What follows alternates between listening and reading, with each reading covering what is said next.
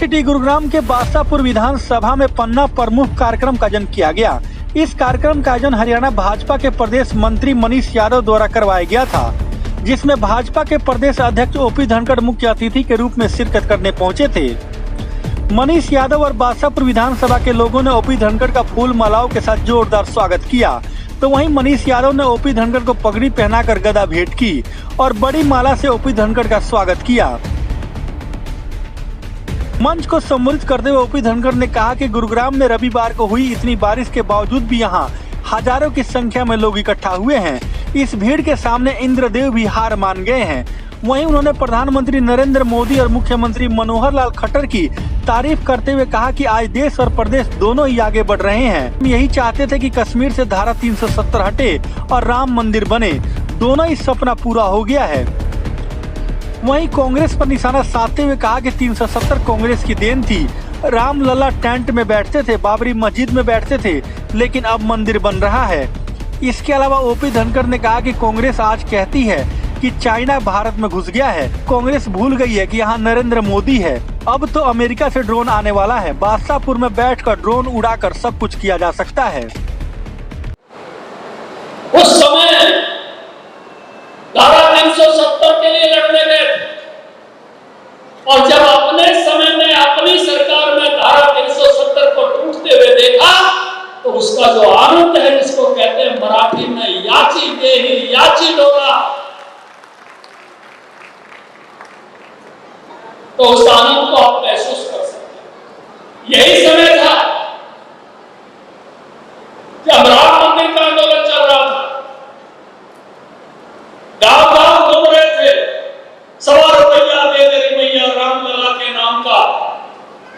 एक एक गांव से ईंट लेकर आए थे, सर पे रखी थी बड़ी भावनाओं के साथ,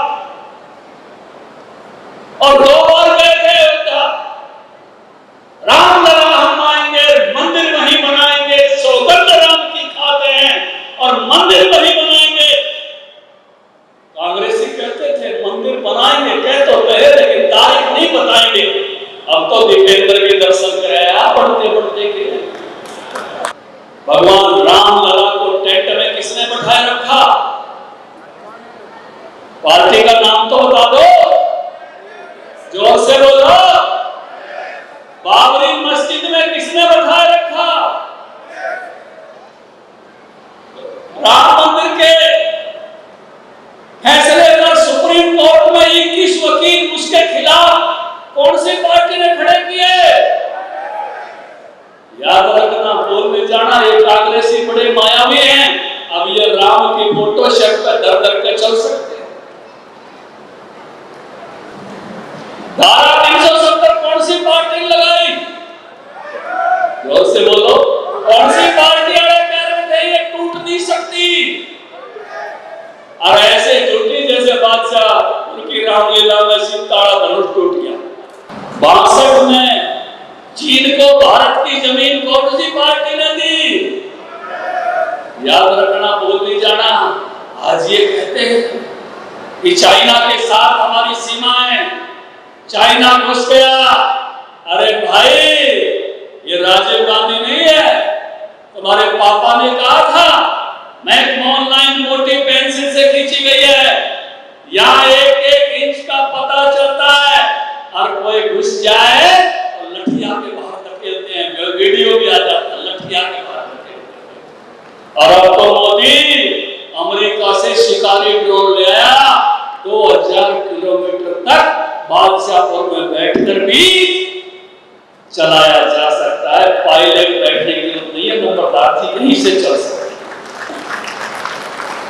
और वकील साहब जहां कहे वहां बम डाल के आ सकते। मोदी जी ने भारत की संसद में नहीं, अमेरिका की संसद में कहा कि आज हमारी अर्थव्यवस्था दुनिया की 5वीं अर्थव्यवस्था है, और हम किसको कहा? जो दुनिया की सबसे बड़ी अर्थव्यवस्था है उनको कहा, उनकी संसद में कहा कि थोड़े समय बाद हम दुनिया की 3री अर्थव्यवस्था। वहीं मनीष यादव ने ओपी धनखड़ की तारीफ करते हुए कहा कि हम भाग्यशाली है कि हमें ऐसे प्रदेश अध्यक्ष के साथ काम करने का मौका मिला है। भारतीय जनता पार्टी का कार्यकर्ता पार्टी के लिए नहीं बल्कि देश के लिए काम कर रहा है, क्योंकि भारतीय जनता पार्टी का मतलब है भारत और आने वाले समय में हरियाणा के 10 लोकसभा सीट जीतेंगे ही, साथ ही हरियाणा में एक बार फिर से बीजेपी की सरकार बनेगी। कि हम सब लोग भारतीय जनता पार्टी के वो सच्चे सिपाही हैं जो पार्टी के लिए नहीं देश के लिए काम करते हैं। हमारी पार्टी एकमात्र ऐसी पार्टी है जो देश के अंदर सेवा भाव से देश को आगे ले जाने के लिए संकल्पबद्ध होकर काम करती है। विपक्षी लोग भारतीय जनता पार्टी का विरोध करते करते कब देश का विरोध करना शुरू कर देते हैं उनको पता नहीं लगता, क्योंकि भारतीय जनता पार्टी का मतलब भारत और भारत का मतलब भारतीय जनता पार्टी है। ये हमारे लिए गर्व की बात है। और जब हम गांव में, शहर में, कॉलोनियों में पार्टी और देश का प्रचार और विचार लेके जाते हैं तो हम एक ही बात गर्व से कहते हैं कि भारतीय जनता पार्टी का जो लक्ष्य है वो सत्ता पाना नहीं, सत्ता तो केवल एक माध्यम है। देश के अंदर व्यवस्था परिवर्तन होना चाहिए, ये भारतीय जनता पार्टी का लक्ष्य है। और उसको साबित करने का काम देश के लोकप्रिय प्रधानमंत्री आदरणीय नरेंद्र मोदी जी ने करके दिखाया है। आज भारतीय जनता पार्टी का हर कार्यकर्ता 56 इंच का सीना करके इस बात को समाज के बीच में कहता है कि आजादी से लेकर आज तक जो केवल हमारा विरोध करते आए, हमने कहा धारा 370 हटनी चाहिए, उन्होंने कहा ये कभी हट नहीं सकती। हमने कहा भगवान राम का भव्य मंदिर बनना चाहिए, उन्होंने ये कहा ये कभी हो नहीं सकता। लेकिन मैं मंच के माध्यम से उनको बताना चाहता हूं कि माननीय नरेंद्र मोदी जी के नेतृत्व में और ओपी धनखड़ जी जैसे समर्पित कार्यकर्ता अध्यक्ष के रूप में काम करने वाले लोगों ने धारा 370 भी हटाकर दिखाई और भगवान राम का भव्य मंदिर अयोध्या के अंदर बन रहा। मैं अपना सौभाग्य समझता हूं कि अध्यक्ष जी ने मुझे अपनी टीम में प्रदेश पदाधिकारी के नाते, कार्यकर्ता के नाते जिम्मेदारी दी और ये मेरे जैसे हर कार्यकर्ता का सौभाग्य है कि उनके जैसे अध्यक्ष के साथ काम करने का अवसर मिला। हमारी पार्टी के अंदर एक से एक योग्य कार्यकर्ता को नेतृत्व करने का अवसर मिला, लेकिन उसको आदर्श बनाने का काम किसी ने किया है तो हमारे वर्तमान के अध्यक्ष आदरणीय ओपी धनखड़ जी ने किया है। ये मेरे लिए और हर कार्यकर्ता के लिए गर्व का विषय है। प्रकाश धनखड़ जी हर कार्यकर्ता अपने उनको आदर्श मान के, उनको आइडल मान के अपने आप को आगे ले जाने का काम करता है कि एक दिन मैं भी उनके पद चिन्हों पर चलकर उसी प्रकार से पार्टी और प्रदेश का नाम रोशन करूंगा जिस प्रकार से आज वो पूरे हरियाणा का नाम पूरे देश के अंदर रोशन कर। मुझे लगता है मैं रोज उनकी कोई ना कोई नई, जिसको कहते हैं ना, एक काम करने का स्वभाव, काम करने का टेम्परामेंट, कार्यकर्ता को सुनने का संयम और कार्यकर्ता की क्षमता के अनुसार उसको आगे बढ़ाने का जो काम आदरणीय अध्यक्ष जी करते हैं उसकी मैं जितनी प्रशंसा करूं उतनी कम है।